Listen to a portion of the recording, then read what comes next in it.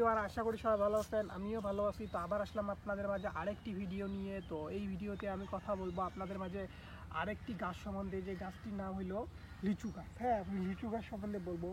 তো লিচু গাছ সম্বন্ধে কী বলবো, তো এই লিচু গাছের কিছু আর কি আপনাদের বর্ণনা দিব। লিচুর কিছু বর্ণনা দিব। তো এই যে একটা গাছ, এটা একটা লিচু গাছ। তো এই তো এইটা একটা লিচু গাছ। তো এই লিচু গাছের তো এখন আর কি সময় না লিচু ধরে। লিচুর সময় হলো আপনার গ্রীষ্মকালের এই দিক, কখন ধরা কি এটা বলে দেবো। তো এই লিচু ধরার আগে কিন্তু লিচু ধরার সময়ের আগে কিন্তু লিচুর নতুন পাতা জন্মানো শুরু হয়। হ্যাঁ, যেগুলো বুড়া পাতা আছে, মানে বয়স্ক পাতা আছে, সেগুলো মারা গিয়ে নতুন পাতা ধরা শুরু করে। তো এই নতুন পাতার এই যখন আসে এইরকম হয়, এই যে লাল কালারটা। হ্যাঁ, তো এই যে একদম লাল করে কি সুন্দর দেখা যায়, দেখছেন? এই যে এইটা, তো এইটা যখন রোদের আলো একদম পড়ে, উপরে যেগুলো আছে ওগুলো কিন্তু খুব চকচকায়। হ্যাঁ, তো এইটা আমার পার্সোনালি এটা খুব ভালো লাগে। বিশেষ করে আমার যতগুলো পিচুর লিচুর কালার আছে, প্রথম অবস্থায় যেটা আছে, দ্বিতীয় তৃতীয় যে ধাপের আছে, সবচেয়ে আমার এই ধাপের কালারটা কিন্তু খুব ভালো লাগে। হ্যাঁ, এই লালটা। তো আপনাদের কোনটা ভালো লাগে সেটা অবশ্যই কমেন্ট করে জানাবেন। আপনাদের কোন কালারটা সবচেয়ে ভালো লাগে, কোন কালারটা সবচেয়ে বেশি ভালো লাগে, এটা অবশ্যই জানাবেন কমেন্ট করে।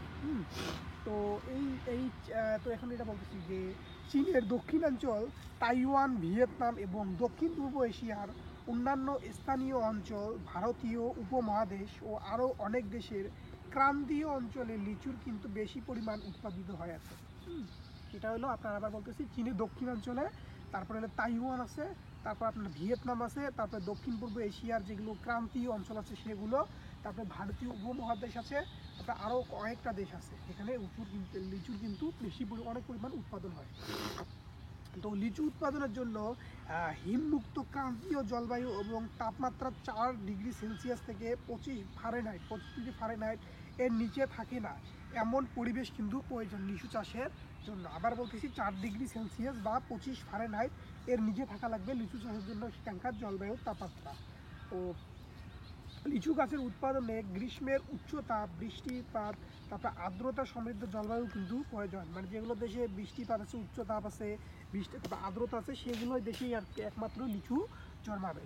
তো লিচু ভালোভাবে আর্দ্র জৈব পদার্থে সমৃদ্ধ ও সামান্য অম্লীয় মাটিতে ভালোভাবে কিন্তু বেড়ে ওঠে। যেগুলো মাটি একটু অম্লীয় টাইপের, সেগুলো যদি আপনারা যারা লিচু চাষ করতে চাচ্ছেন, তারা যদি আমি তাদের সাজেশন দিব, তারা যে অম্লীয় মাটিতে লিচু চাষ করে, কারণ অম্লীয় মাটিতে লিচু ফলন খুব ভালো হয়, সেখানে খুব তাড়াতাড়ি সে বেড়ে ওঠে এবং মারা যাওয়ার সম্ভাবনা কিন্তু খুব কম থাকে সেখানে। হ্যাঁ, তো যারা এই জন্য লিচু চাষ করতেছেন, তারা বিশেষ করে অম্লীয় মাটি যেখানে আছে সেখানে গাছগুলো কাটবেন।